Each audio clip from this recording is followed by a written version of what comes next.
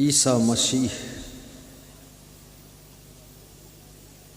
उस गांव से गुजर रहे, जिस गांव में एक नवयुवक अंधा रहता है।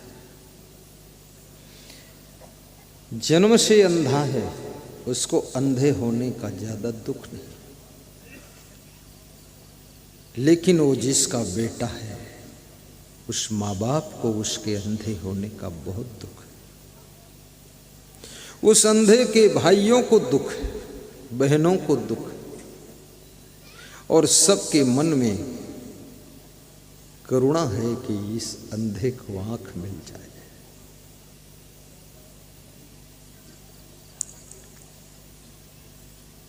सबने सुना था कि ईसा मसीह का आशीर्वाद मिल जाए, वे अपने हाथों की कोमल अंगुलियां इसकी आंखों पर स्पर्श कर देंगे तो इसके आंख में रोशनी आ जाएगी, ऐसा सुना था।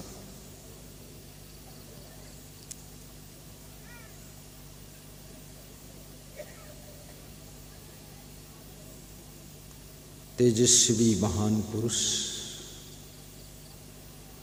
का आशीर्वाद भी फलित होता है। ग्रामवासियों ने ईसा मसीह को रास्ते में रोक लिया और कहा कि धन्य भाग्य है जो आप मेरे गांव से निकल रहे हैं, लेकिन एक कृपा कर दो, मेरे गांव में एक व्यक्ति जन्म से अंधा है, उसको दुआ दे दो, आशीर्वाद दे दो, उसकी आंखों को अपनी अंगुलियों से स्पर्श कर दो, उसको रोशनी मिल जाए। ईसा मसीह दयालु थे, उन्होंने आंखों को स्पर्श कर दिया, सिर पे हाथ रख दिया और उस अंधे ने अपना सिर ईसा मसीह के पैरों में रख दिया।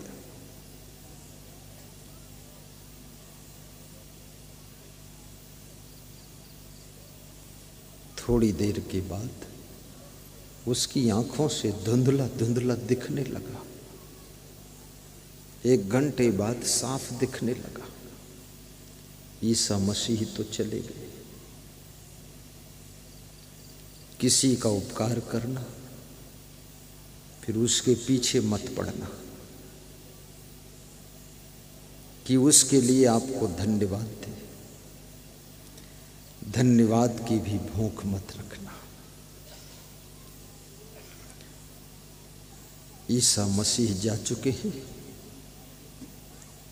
जन्म से अंधे नवयुवक को रोशनी मिल गई है, और पहली बार जब उसकी आंख खुली और दुनिया को देखा तो वो अचंभे में पड़ गया कि ऐसी दुनिया है, ऐसे पेड़ पौधे, इस तरह के मकान, इस तरह के नर नारी, इस तरह के कपड़े।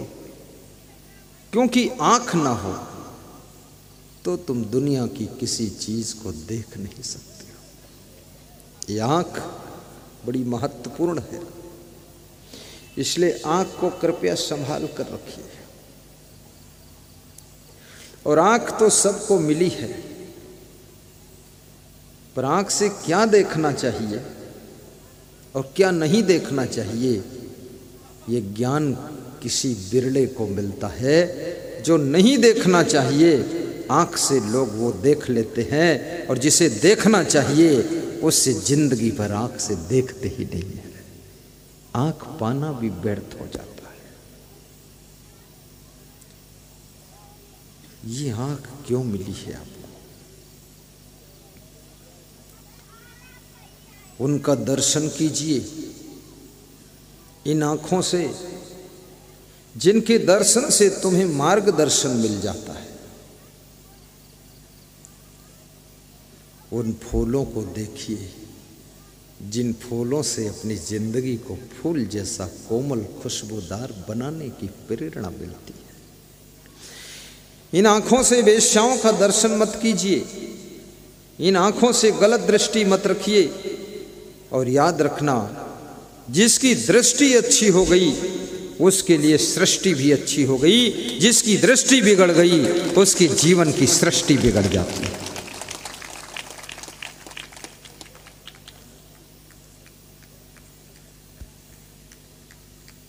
देखना और सुनना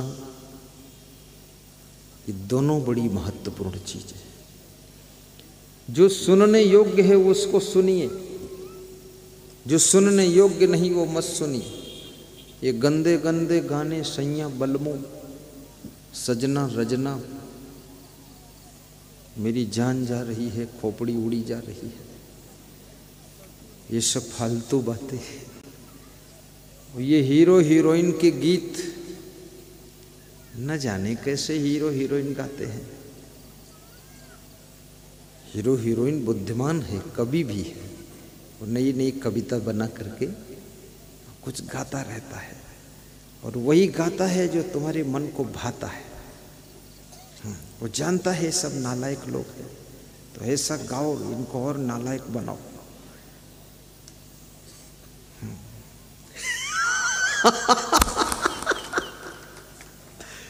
मेरे को तो इनका कोई एक भी गीत नहीं याद है। मैंने जिंदगी में कभी गंदे गीत सुने ही नहीं, अभी भी नहीं, स्टूडेंट थे तब भी नहीं। मैं पोस्ट ग्रेजुएट तक पढ़ाई किया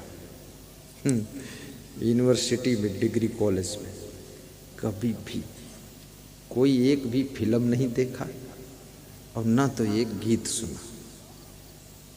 बस इतना दूसरे सुन लिया हूं कि मेरी जान जा रही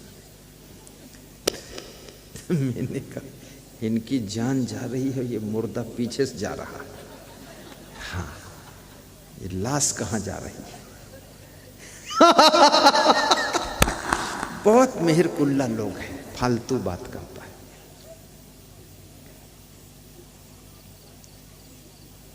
और बड़े मजेदार लोग घरों में भी रहते हैं। नया नया जब विवाह होता ना तो स्त्री कहती है तुम मेरे प्राणनाथ हो पति से। पति खुश हो जाता है कि मैं इसका प्राणनाथ हूं, जिस दिन चाहूंगा इसके प्राण खींच दूंगा। और वो स्त्री भी मजेदार है, वो कहती है कि तुम्हारे लिए मैं जान दे दूंगी। तो पति बड़ा खुश होता है कि मैं भी कुछ हूं, मेरे में कुछ दम है जो मेरे लिए जान देने को तैयार है। उसके अंदर फुलाव आता है। और 2-4 साल बीतते हैं, 2-4 बच्चे जब हो जाते हैं तो वो स्त्री कहती है प्राण तो बच्चों में चला गया, अब तुम केवल नाथ हो। तो वो भी पुरुष क्या बोलता है, तू जान देने कह रही थी, अब क्या इरादा है। बोले ज्यादा बात करोगे तुम्हारी जान ले लूंगी अब। बस खत्म हो गया फार्मूला। पागल लोग फालतू बात बोलते। कितने लोग बोलते हम तुम्हारे बिना जिएंगे नहीं। अरे फालतू बात है, तुम मेरे बिना पैदा कैसे हो गए ये बताओ। जब हमारे बिना जियोगे नहीं तो पैदा कैसे हो। रुके रहते हमसे पूछ लेते तब पैदा होता। पैदा हो गए और 20 साल तक कूदते फांदते रहे, खूब जिए, और अब बीच में नौटंकी खाम खाम बता रहे तुम्हारे बिना जिएंगे नहीं। ये सब माया मोह की बातों को तोड़ दीजिए और अपने मन को गुरु के चरणों में जोड़ दीजिए और बुराइयों से मन को मोड़ दीजिए। और जिसने अवगुण है, गलत आदत है, उनको कृपा करके छोड़ दीजिए।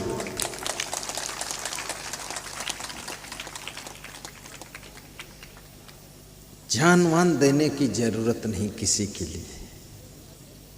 खुद जिंदा रहो आराम से। ज्यादा ये फालतू मोह की बातें मत करो, इससे कुछ सार मिलने वाला नहीं। तो जब उस नवयुवक को आंख मिली, रोशनी मिली, बड़ी घटना घट गई। उस नवयुवक ने जब दुनिया को देखा तो अचंभे में पड़ गया और फिर वो वेश्यालय की ओर भागने लगा, लड़कियों की ओर दौड़ने लगा, छेड़छाड़ करने लगा, पूरे गांव में तांडव पैदा कर दिया। सब ग्रामवासी ईसा मसीह के पास पहुंचे और बोले, इसको ऐसा आशीर्वाद दो ये पहले जैसा अंधा हो जाए तो ठीक है, क्योंकि इसको आंख मिलते ही पूरे गांव को परेशान कर दिया है। ये तो काम वासना में अंधा है, क्रोध में अंधा है, इसको क्रोध भी बहुत आता है। मैं निवेदन करूंगा, ये आंख की रोशनी मिल जाए, लेकिन यदि विवेक की आंख नहीं खुली है, विचार के नेत्र नहीं खुले हैं, तो इन आंखों से तुम जो भी देखोगे वो गलत ही देख लोगे और गलत करने की राह पर चल दोगे। इसलिए याद रखना, ये आंखें तभी सफल हैं जब आपके पास में विवेक की आंखें हों और विचार के नेत्र हों, तब ये आंखें आपकी जिंदगी को धन्य बनाती हैं।